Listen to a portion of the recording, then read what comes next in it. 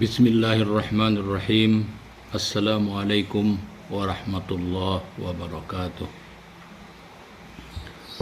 Allahu Akbar, Allahu Akbar, Allahu Akbar, Allahu Akbar, Allahu Akbar, Allahu Akbar, Allahu Akbar, Allahu Akbar, Allahu Akbar, Allahu Akbar kabira, walhamdulillahi katsira, wa subhanallahi bukratan wa asila. La ilaha illallah wahdah, sadaqa wa'dah, wa nasara abdah, wa azza jundahu, wa hazamal ahzaba wahdah. La ilaha illallah wa la na'budu illa iyyahu mukhlisina lahuddin. Walau karihal kafirun, walau karihal munafiqun, walau karihal musyrikun. La ilaha illallah, wallahu akbar, Allahu akbar, walillahil hamd. Allahu Akbar kabira, walhamdulillahi katsira, wa subhanallahi bukratan wa asila. Alhamdulillah, alhamdulillahi rabbil alamin. Nahmaduhu wa nasta'inu bihi wa nastaghfiruh, wa na'udzu billahi min shururi anfusina wa min sayyiati a'malina. May yahdihillahu fala mudhillalah wa may yudlilhu fala hadiyalah. Asyhadu an la ilaha illallah wahdahu la syarikalah, wa asyhadu anna Muhammadan abduhu wa rasuluh. Wassalatu wassalamu ala nabiyyina Muhammadin wa ala alihi wa ashabihi wa man tabi'ahu ila yaumiddin. Amma ba'du, fa ya ikhwani rahimakumullah, usikum wa nafsi bitaqwallahi wa ta'atihi la'allakum tuflihun. Qala ta'ala, a'udzu billahi minasy syaithanir rajim. Ya ayyuhalladzina amanu taqullaha haqqa tuqatih wa la tamutunna illa wa antum muslimun. Allahu akbar, Allahu akbar, walillahil hamd. Ma'asyiral muslimin rahimakumullah. Segala puji dan syukur kita panjatkan kehadirat Allah Subhanahu wa taala yang telah memberikan berbagai macam kenikmatan sehingga kita bisa berjumpa kembali dengan rangkaian Idul Adha yang ditandai dengan salat Idul Adha. Tentu saja setelah pelaksanaan salat ini akan berlangsung juga penyembelihan hewan kurban sebagai bentuk ketaatan kita kepada Allah Subhanahu wa taala. Salawat beriring salam untuk Nabi Muhammad sallallahu alaihi wasallam beserta keluarga, sahabat dan para pengikutnya yang setia serta para generasi penerus risalah dakwahnya hingga akhir zaman. Dalam suasana yang sakral dan hikmat ini, seiring gema takbir, tahmid, tahlil dan tasbih berkumandang semenjak malam hingga pagi ini, bahkan sampai hari tasyrik 11, 12 dan 13 Zulhijjah, semoga bisa mengunggah sekaligus menggugah dan membangkitkan gairah dan semangat jihad dalam menjalankan perintah Allah dan mampu meninggalkan larangan-larangannya. Di samping itu, khatib juga berwasiat bahwa yang perlu diingat jika ingin menggapai hidup berbahagia, beruntung, selamat di dunia dan di akhirat, tidak ada jalan lain kecuali dengan jalan meningkatkan ketakwaan, keimanan kepada Allah, serta jangan sekali-kali mati sebelum menjadi muslim sejati. Allahu Akbar, Allahu Akbar, walillahil hamd. Pagi ini sekilas kita akan mencoba mengkonstruksi ulang dan mengulas singkat sosok Nabi Ibrahim alaihissalam beserta keluarganya sebagai figur yang pantas dijadikan suri tauladan, karena dalam perjuangan mereka selalu mendapat cobaan atau ujian dari Allah Subhanahu wa taala yang begitu banyak dan beragam macam pula coraknya. Walau terasa berat dirasakan, namun segala macam perintah Allah mereka laksanakan dengan ikhlas dan sempurna tanpa cacat sedikit pun. Di antara sekian banyak ujian dan cobaan itu, ketika Allah memerintahkan Nabi Ibrahim alaihissalam untuk menyembelih, mengorbankan putranya Ismail, apapun resikonya, ternyata Nabi Ibrahim rela mengorbankan. Sementara Ismail pun menunjukkan kesediaan dan ketaatan karena melaksanakan perintah Allah Subhanahu wa taala. Bukti dari ketaatan dan kepasrahan serta pengorbanan dengan cara menyerahkan semua urusan hanya kepada Allah Subhanahu wa taala semata, meskipun dalam berbagai kesempatan setan selalu membujuk dan menggoda agar mengurungkan niat suci mereka, sehingga Allah Subhanahu wa taala menggantinya dengan kibas dari surga. Atas dasar niat ikhlas, peristiwa tersebut Allah abadikan dalam Al-Quran surah As-Saffat ayat 102 dalam bentuk dialog antara ayah dan anak. Falamma balagha ma'ahu sa'ya qala ya bunayya inni ara fil manami anni azbahuk fanzur maza tara. Qala ya abatif'al ma tu'mar satajiduni insyaallahu minas sabirin. Maka tatkala anak itu sampai pada umur sanggup berusaha bersama-sama Ibrahim, Ibrahim berkata, "Hai anakku, sesungguhnya aku melihat dalam mimpi bahwa aku menyembelihmu. Maka fikirkanlah apa pendapatmu." Dengan serta-merta Ismail pun menjawab, "Hai bapakku, kerjakanlah apa yang diperintahkan kepadamu. Insya Allah kamu akan mendapatiku termasuk orang-orang yang sabar." Ma'asyiral muslimin rahimakumullah. Berkaitan dengan perintah kurban Nabi Ibrahim alaihissalam itu, maka Nabi Muhammad sallallahu alaihi wasallam sebagai nabi dan rasul akhir zaman telah melaksanakan sholat Idul Adha pertama kali tahun kedua Hijriah berbarengan dengan penyembelihan hewan kurban dalam rangka melestarikan dan mewarisi tradisi yang dicontohkan oleh Nabiullah Ibrahim alaihissalam, sehingga Rasulullah bersabda saat itu agar melakukan ibadah kurban karena kurban merupakan amal ibadah yang paling disukai pada hari Nahr atau hari Idul Adha, sebagaimana bunyi hadisnya, "Ma'amila ibnu Adam yauman nahri amalan ahabbu ilallahi ta'ala min iraqatid dam." Hadis Al-Hakim wa Ibnu Majah wa Tirmizi. Tidak ada sebuah amal perbuatan manusia pada hari Nahr tanggal 10 Zulhijjah yang paling dicintai oleh Allah Subhanahu wa taala daripada mengalirkan darah penyembelihan hewan kurban.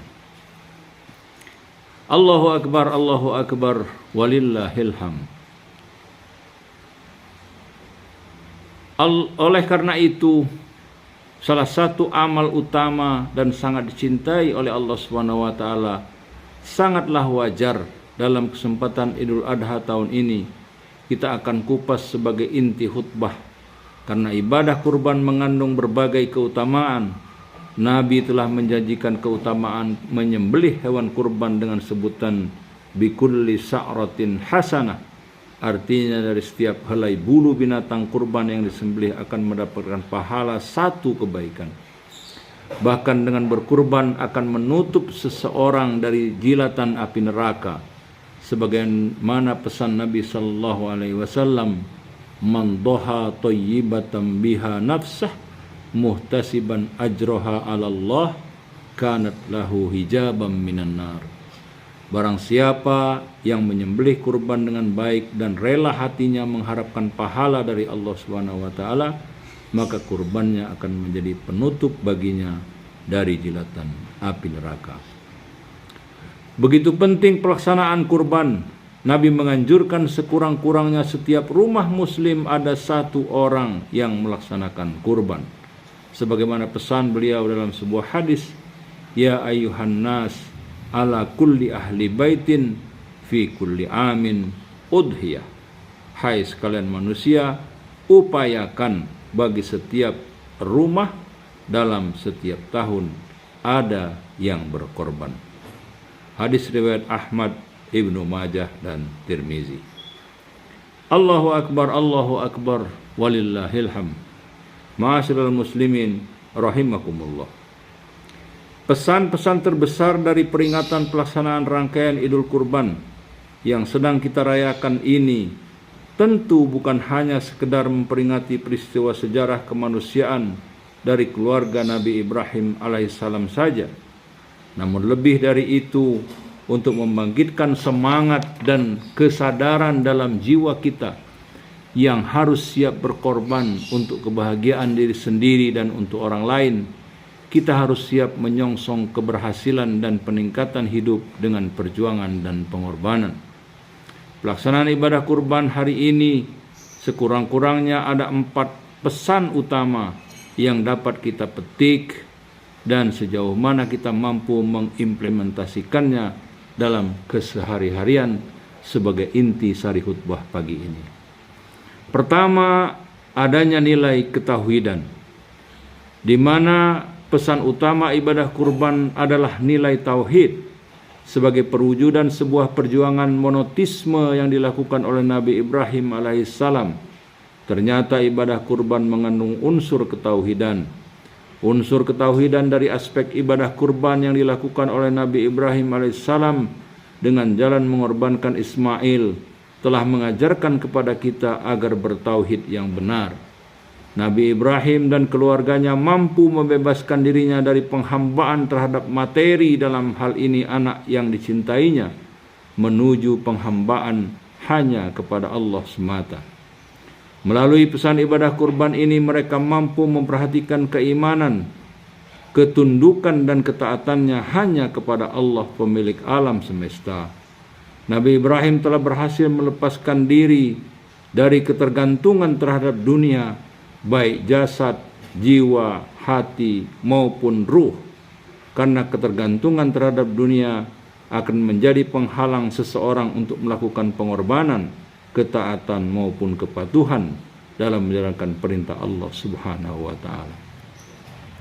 Kepasrahan Nabi Ibrahim kepada Allah terlihat dalam lantunan doanya, "Inni wajjahtu wajhiyalladzi fataras samawati wal ard hanifan musliman wa ma ana minal musyrikin.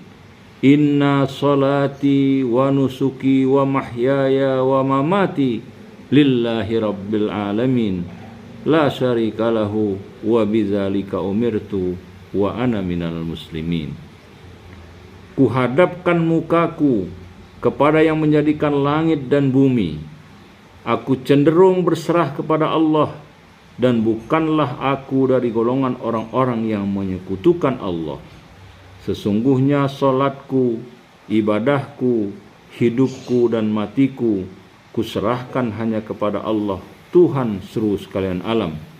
Sekali-kali tidaklah aku menyekutukannya, dan dengan demikian aku ditugaskan dan aku adalah dari golongan orang-orang yang muslim.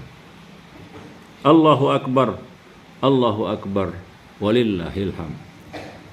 Yang kedua, adanya keikhlasan beribadah. Ibadah kurban membawa pesan spiritualitas. Ibadah kurban merupakan salah satu instrumen atau sarana untuk membuktikan sejauh mana keimanan seseorang kepada Allah Subhanahu wa taala. Bentuk rasa keimanan seseorang juga meliputi keikhlasan. Artinya harus murni dilakukan semata-mata mengharap ridho Allah dan dalam rangka menjalankan perintahnya. Sebagaimana firman Allah dalam Al-Quran surat Al-Kautsar dari ayat 1 sampai dengan ayat 3. Inna a'tainakal kautsar fasholli li rabbika wanhar inna syani'aka huwal abtar. Sesungguhnya kami telah memberikan kepadamu nikmat yang banyak, maka dirikanlah salat karena Tuhanmu dan berkorbanlah. Sesungguhnya orang-orang yang membenci kamu, dialah yang terputus. Berkurban bukan karena rasa malu kepada masyarakat, karena kita orang mampu, atau karena orang mampu ingin dilihat sebagai orang yang rajin melaksanakan ibadah. Dimaksudkan untuk pencitraan semata. Jika berkurban seperti itu tidak akan pernah diterima di sisi Allah Subhanahu wa taala, dan ibadahnya dapat dikatakan tidak ada di dalamnya unsur spiritual. Bahkan ibadah seperti itu akan mendapatkan dosa dari apa yang telah diperbuat. Oleh karenanya, ketika melaksanakan ibadah kurban, dituntut adanya keikhlasan yang tumbuh dari lubuk hati yang dalam, sehingga diterima Allah Subhanahu wa taala sebagai amal soleh. Berkurban diharapkan dapat menumbuhkan dan mengasah rasa keikhlasan dalam agama. Bahkan yang terpenting dari rasa keimanan, adanya semangat pengorbanan yang direfleksikan dalam bentuk materi yang kita persembahkan, yaitu hewan ternak yang dengannya kita telah mengeluarkan harta yang dicintai demi melaksanakan perintah Allah Subhanahu wa taala. Allahu akbar, walillahil hamd. Ma'asyiral muslimin rahimakumullah. Yang ketiga, adanya kepekaan sosial, di mana melalui ibadah kurban telah memesankan kepada manusia adanya kepekaan sosial. Dalam ibadah kurban juga terdapat nilai-nilai sosial, karena setiap ibadah yang Allah syariatkan untuk hambanya terkandung nilai-nilai itu.